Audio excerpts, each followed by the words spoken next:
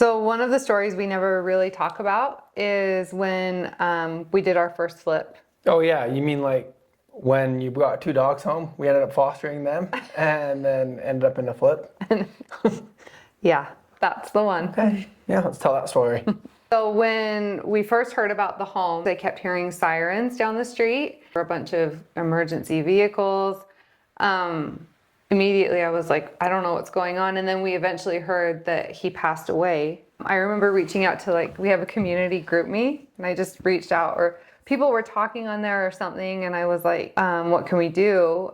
I called you and I told you we were all of a sudden fostering these dogs from down the street and didn't know that he even had dogs, but we needed to go to the home to get some of their things, their food. The person's wife, we got in contact with the person's wife and she said, hey, go get I ordered food, but you need to go get some food for the dogs so they're on their same diet. Everything was all locked up. We had to basically break in the house to be able to get the dog food out. When I got in, it was a little overwhelming on what had happened to that in that house. It's just, the dogs had been living in the house. It was very obvious and kind of taking control of the house. Yeah, the condition was I guess shocking, but shocking because we just didn't know how he was living. It was actually kind of sad. We looked at it and we were like, okay, she needs to know what the condition of the home is. So we communicated that with her. Yeah, we walked through the house with a video. Yeah.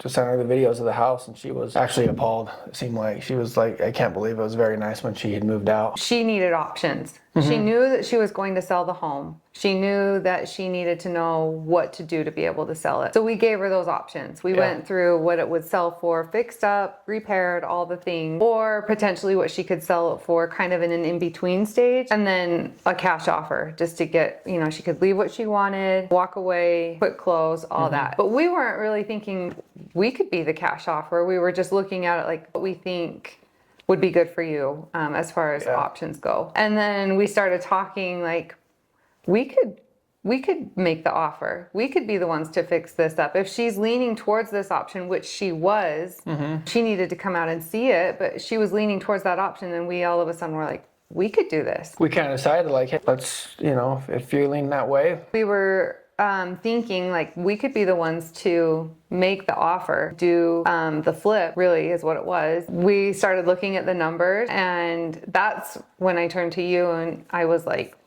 the numbers look good. What do you think? Yeah, and I thought, based on the numbers we'd given her, they made sense to us to make it make sense. And so, we didn't have that much cash to be able to buy this house outright. No, my fallback was always on the thought of when you've always said and always heard that the deal is the hardest part to come by. But once you get the deal, get it under contract and the money will come. And that was my thought, was we have it in front of us. It's helpful for her. We're being presented with what we've said we wanted to do. And they always say, when the universe gives you something, say yes. Yeah. We said yes.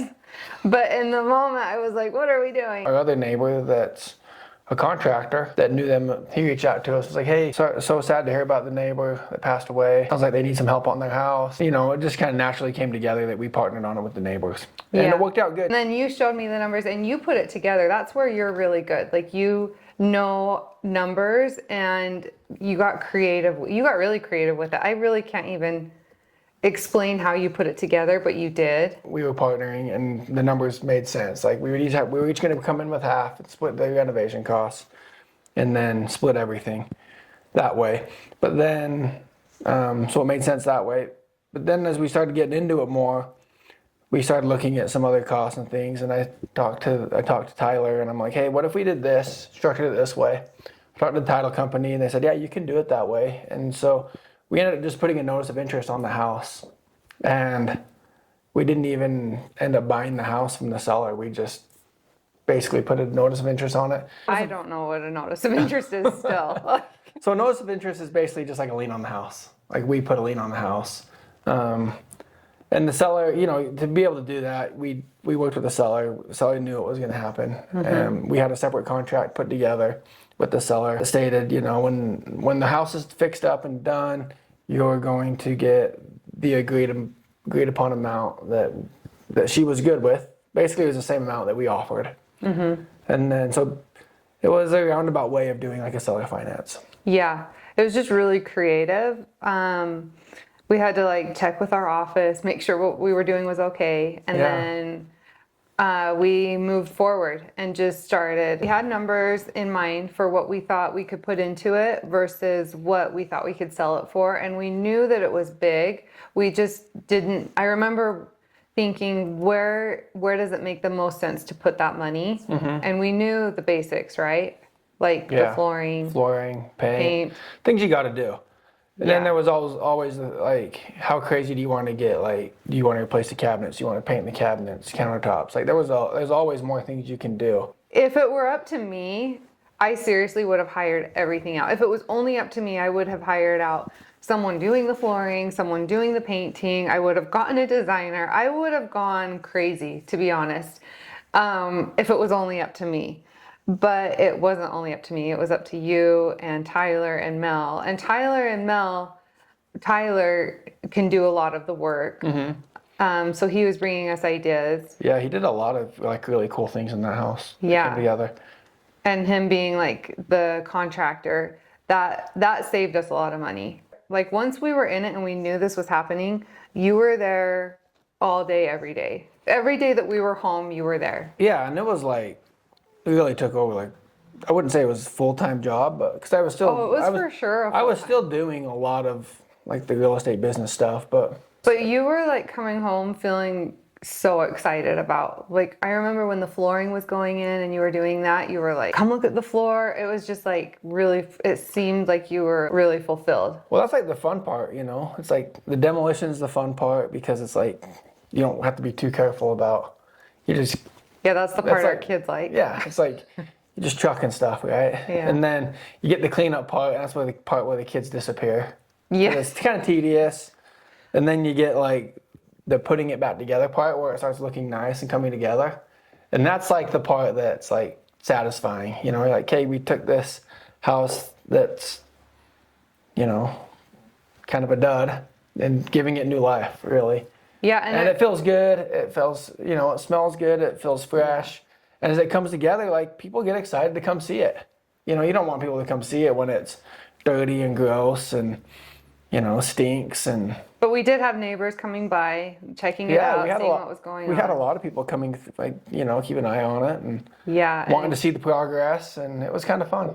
It was really fun. And then by the end, it was like, our kids saw what was possible. Our partner's vision too was, let's get our kids involved in this. It's literally on the same street. Get them working. The thing about working with the kids is it seems like it's going to be like this amazing learning experience. They're going to learn how to work hard and see the reward.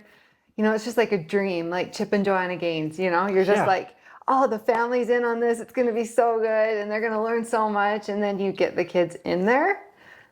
And it was not like that. No, it's like, okay, you do this, and then I'm going to go do this, and I'll come back and finish this. I could have just done it myself 3 times as fast as. Yeah, and then one funny story that Mel told us was when her kids were in the basement, she saved a Saturday. They all knew they were going over there, and Seth, their youngest, was in the basement working, and Mel was upstairs cleaning something in the bathroom, I think, or some room upstairs, and she could see Seth crawling out of the basement window through the window well, sneaking out to get out of the work. You just have this vision of like what it's going to be like, and it's actually a lot more work to teach your kids. As they progressed, like in the beginning it was kind of rough getting them going, but then as they saw the progression, I think they got excited. Like towards the end they were like all gung-ho and like wanting to get it done. Well, and then they got paid in the end too, which led to them wanting to do more of it. Like you have the one now you're working on, and they're like, I mean, really, they are working hard on it. They've learned a lot, and they saw the reward in the end for what they did. Yeah. They were excited. Yeah. Was the Belmont one worth it? Yeah, I think so. Yeah. To go back, I'd do it all over again. Yeah. I don't know that I would change anything. Yeah, I mean, if I went back, I don't think I would change anything either. I think it was a huge maybe the ceiling fan. The ceiling fan Do you think if they watch this, they're going to be like, no, your ceiling fan is great, but that was like this dinky little fan in this huge room. We were like, Both of us, I think, from the beginning, had questions when it was in the box. yeah. And I think even Melanie did. Like, she was questioning it when it got there, but she's like, it is what it is. Yeah, Like, we're just gonna put it up. And then we got it staged, and it was darling, Yeah. and it did sell. It's fine. I might change the ceiling fan too, but in the end, it was like a huge lesson in real life lesson in just saying yes. Because for a minute we were like, this is too much. It was overwhelming. I didn't want to do it. I got scared, and we almost didn't do it. Well, it's just like what we see with a lot of even our clients in real estate is like when they're building houses, they're like, I'm never going to build a house. There's way too many decisions to make. Yeah. And I get the same way. Like even with flips or anything, I'm just like, I don't want to make the decision. I just want to get it done and move on. Yeah. We knew when we finished, from the time we finished it to the time we got it listed, we knew that it wouldn't be long on the market. Yeah, there was a few things that kind of held us up. One of them was his family. Like they had to come get the stuff out of his house, his belongings that they wanted. Yeah. Everyone lived out of state, so like we found. once we took possession of the house, it was kind of like we were limited on things we could do. We put everything in the garage. But from the time we started the process of like making the offer, putting Yeah. it together, getting the numbers right, actually putting it under contract, and then being able to work on it, that alone was like a month or more. Yeah. And then once we got it under contract, it was, I don't know, 4 months of work. Was it 3 months? It was like 2 months of work, two Was and a it? half months. I think we went live like mid-June. Yeah. We were like, okay, we're hitting the market a good time of year. And then once we did, I knew that the location alone we were secure with.